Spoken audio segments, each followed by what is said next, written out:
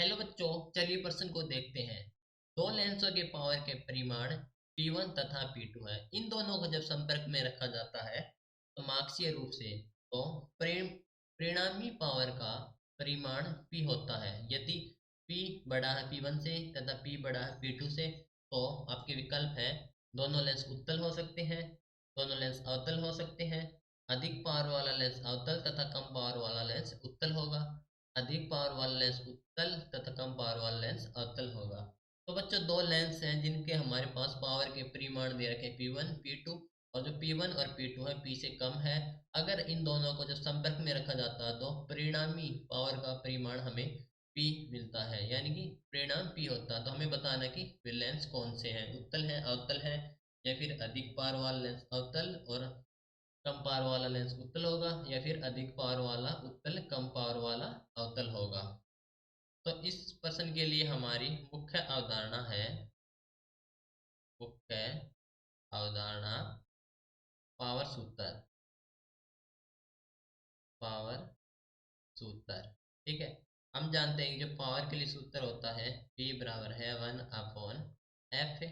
और जब हम दो लेंस को संपर्क में लाते हैं तो जो पावर के लिए सूत्र होता है P होता है सभी का पावर का योग, यानी कि P1 plus P2 plus P3 plus ऐसे ऐसे n तक। ठीक है, तो देखो, हमारे पास अगर लेंस है उत्तल तो जो हमारे पास पावर होगी, मान लीजिए उत्तल है हमारे पास लेंस है, तो उत्तल के लेंस के केस में जो पावर होती है हमारे पास से धनात्मक है।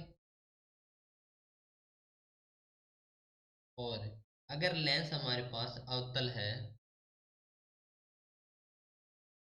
तो अवतल लेंस के लिए हमारे पास जो पावर होती है ऋणात्मक।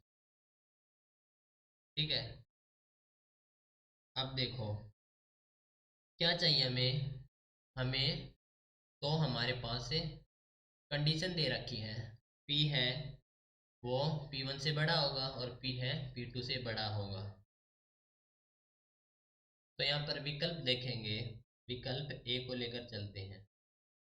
कहा गया है कि दोनों लेंस उत्तल हो सकते हैं। ठीक है, दोनों लेंस उत्तल हो सकते हैं।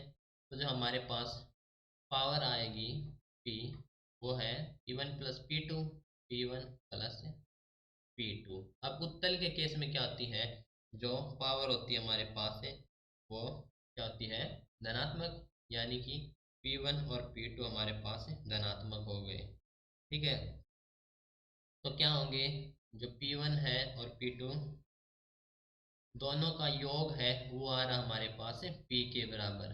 तो यानी कि हम कह सकते हैं कि जो P है वो P1 से बड़ा है और जो P है वो P2 से भी बड़ा है। ठीक है, तो ये हमारे पास कह सकते हैं कि ये हो सकता है। अब देखो, विकल्प बी की बात करें, कहा गया कि दोनों लेंस अवतल हो सकते हैं। तो अवतल के लिए हमारे पास क्या होगा, जो पावर होगी वो ऋणात्मक होगी। तो ये हो जाएगी हमारे पास है माइनस P1 माइनस P2। ठीक है, तो ये हो जाएगा हमारे पास है, माइनस को कॉमन लेंगे तो ये हो जाएगा P1 प्लस P2।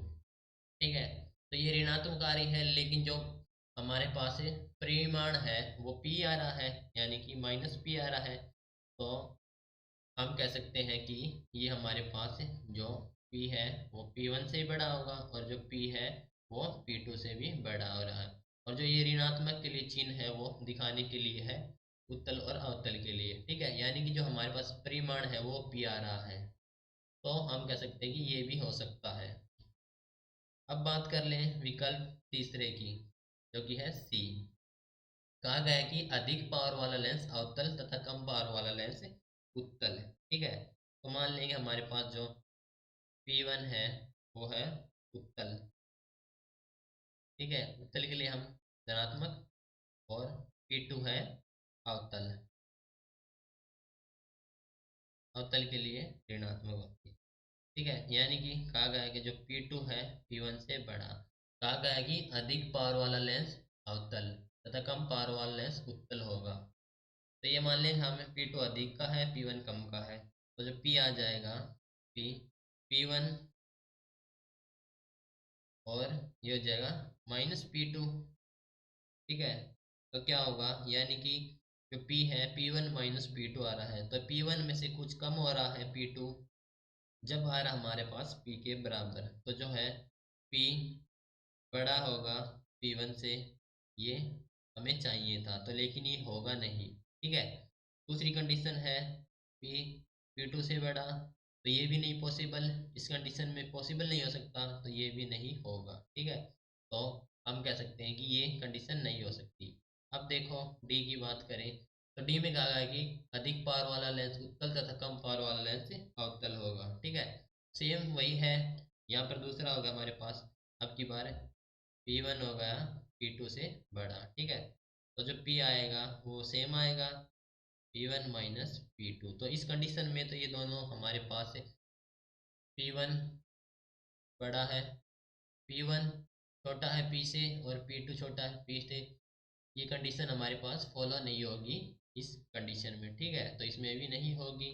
तो देखो कहा गया है कि आपके पास विकल्प ए है, दोनों लेंस उत्तल हो सकते हैं अवतल भी हो सकते हैं, लेकिन ये दो कंडीशन नहीं होंगी। तो आपकी जो सही उत्तर हो जाएगा ए व बी सही उत्तर हो जाएगा। ठीक है, आशा करता हूँ उत्तर समझ आया होगा। धन्यवाद।